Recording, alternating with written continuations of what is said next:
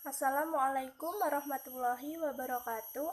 Nama saya Ida Royana, NIM 53010190127 dari program studi Sejarah Peradaban Islam kelas A. Baiklah, saya di sini akan menjelaskan materi mengenai pembaharuan Islam di Mesir. Yang pertama, saya akan menjelaskan tentang latar belakang sejarah Mesir secara historis. Dapat kita lihat ketika Mesir berada pada kekuasaan Romawi di timur dengan Bizantium sebagai ibu kotanya. Merupakan awal kebangkitan Mesir di abad permulaan Islam yang berkembang menjadi kota dan negara tujuan setiap orang. Mesir menjadi sangat menarik pada masa kekuasaan Romawi tersebut, karena ia mempunyai potensi yang secara tradisional telah berakar di Mesir.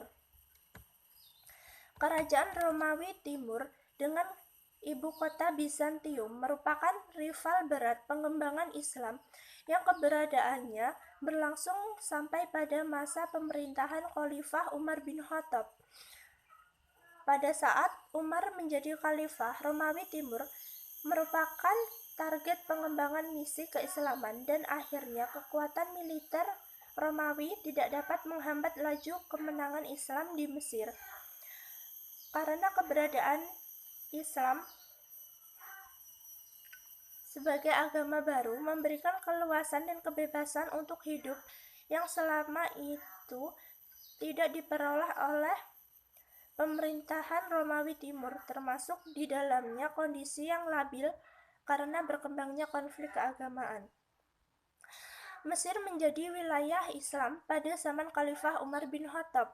Pada 640 Masehi, Mesir ditaklukkan oleh pasukan Amir ibnu al-As yang kemudian ia dijadikan gubernur di sana. Kemudian diganti oleh Abdullah ibnu Abishar pada masa Utsman dan berbuntut konflik yang menjadi salah satu sebab terbunuhnya Utsman radhiyallahu anhu. Mesir menjadi salah satu pusat peradaban Islam dan pernah dikuasai dinasti-dinasti kecil pada zaman Bani Abbas seperti Fatimiyah yang mendirikan Al-Azhar, dinasti Ayyubiyah yang terkenal dengan perang salib, dan perjanjian Ramallah mengenai Palestina, dinasti Mamluk, sampai ditaklukkan Napoleon dan Turki Utsmani.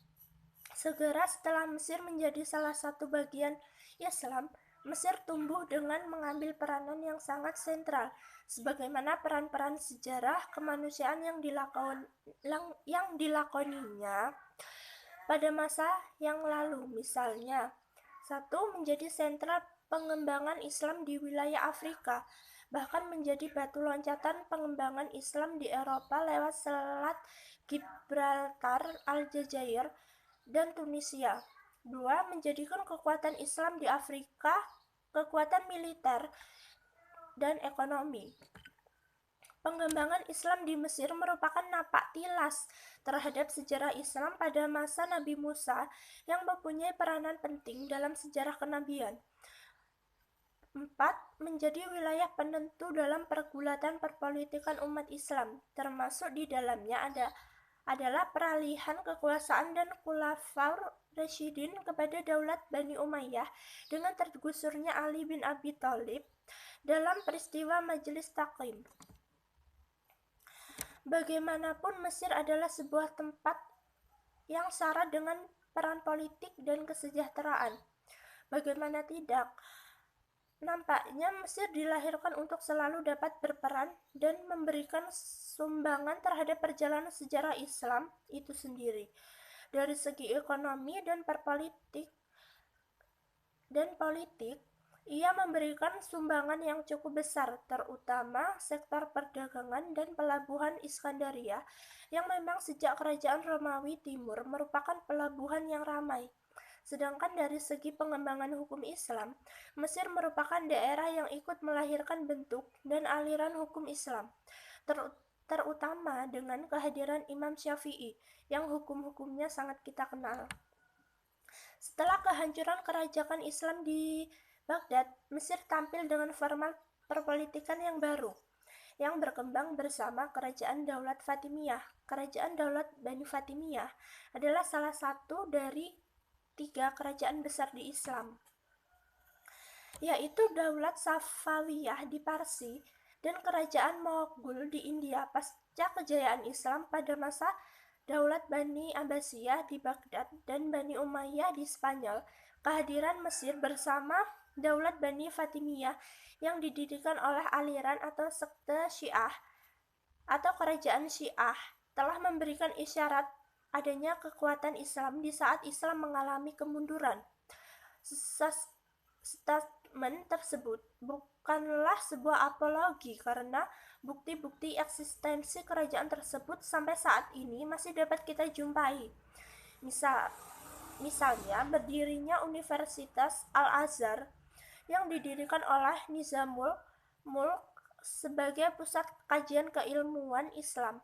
Ketika melacak sejarah Mesir akan lebih menarik dari munculnya kekhalifahan dinasti Fatimiyah yang membangun Universitas Al-Azhar sebagai perguruan tinggi Islam besar tertua yang dianggap mewakili peradaban dan basis ilmiah intelektual pasca klasik sampai modern yang kini dianggap masih ada dan tidak terhapus oleh keganasan perang.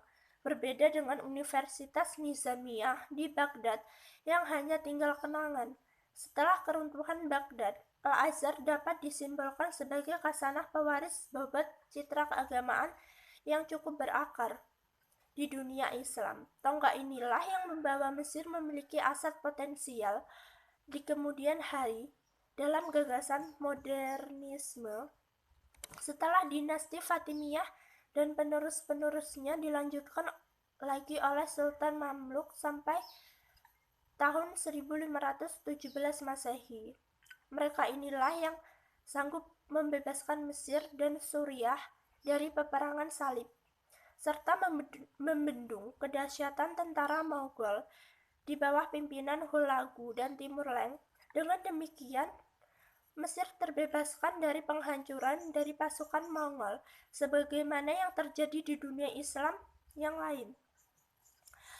Ketika Napoleon Bonaparte menginjakkan kakinya di Mesir pada tahun 1798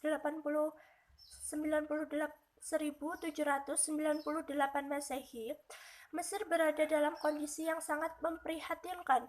Secara politik, negeri ini terbelah oleh 2 kekuatan yang saling menghancurkan, yakni kekuatan Mamluk yang berkuasa secara turun-temurun sejak abad ke-13 dan kekuatan yang didukung oleh pemerintahan Utsmani di Istanbul. Situasi kekuasaan dan pemerintahan di Mesir pada waktu itu sudah tidak dapat lagi dikatakan stabil. Kemerosatan sosial kemasyarakatan sebagai wilayah yang selalu diperebutkan dan diincar oleh negara-negara Islam kuat sungguh-sungguh membuat rakyat Mesir diliputi rasa ketakutan. Perhatian untuk membangun pun sangat lemah sebab setiap saat selalu dihantui oleh perang. Dengan keadaan sedemikian lemah posisi Mesir, datanglah tentara Napoleon yang melebarkan sayap imperialnya ke wilayah-wilayah lain yang mempunyai potensi kekayaan alam, peradaban, dan warisan-warisan historis yang memungkinkan untuk dijadikan batu pijakan bagi kejayaan mereka dalam membangun impian menguasai dunia. Pada tanggal 2 Juni 1798 Masehi, ekspedisi Napoleon mendarat di Alexandria atau Mesir dan berhasil mengalahkan Mamluk dan berhasil menguasai Kairo. Setelah ditinggal, Napoleon digantikan oleh Jenderal Kleber dan kalah ketika bertempur melawan Inggris.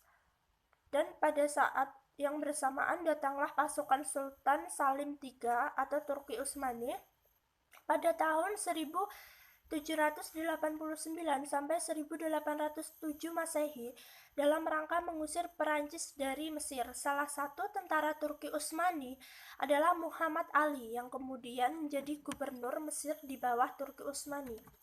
Walaupun Napoleon menguasai Mesir hanya dalam waktu sekitar 3 tahun, namun pengaruh yang ditinggalkan sangat besar dalam kehidupan bangsa Mesir. Napoleon Bonaparte menguasai Mesir sejak tahun 1798 Masehi. Ini merupakan momentum baru bagi sejarah umat Islam, khususnya di Mesir, yang menyebabkan bangkitnya kesadaran akan kelemahan dan keterbelakangan mereka. Kehadiran Napoleon Bonaparte di samping membawa pasukan yang kuat, juga membawa para ilmuwan dengan seperangkat peralatan ilmiah untuk mengadakan penelitian. Harun Nasution menggambarkan ketika Napoleon datang ke Mesir tidak hanya membawa tentara, akan tetapi terdapat 500 orang sipil dan 500 orang wanita. Di antara jumlah tersebut terdapat 167 orang ahli dalam berbagai cabang ilmu pengetahuan dan membawa 2 unit percetakan dengan huruf Latin, Arab, dan Yunani. Tujuannya untuk kepentingan ilmiah yang pada akhirnya dibentuk sebuah lembaga ilmiah dinamai Institut Egypti, terdiri dari ilmu pasti, ilmu alam, ekonomi politik, dan sastra seni. Lembaga ini boleh dikunjungi terutama oleh para ulama dengan harapan akan menambah pengetahuan tentang Mesir, dan mulailah terjadi kontak langsung dengan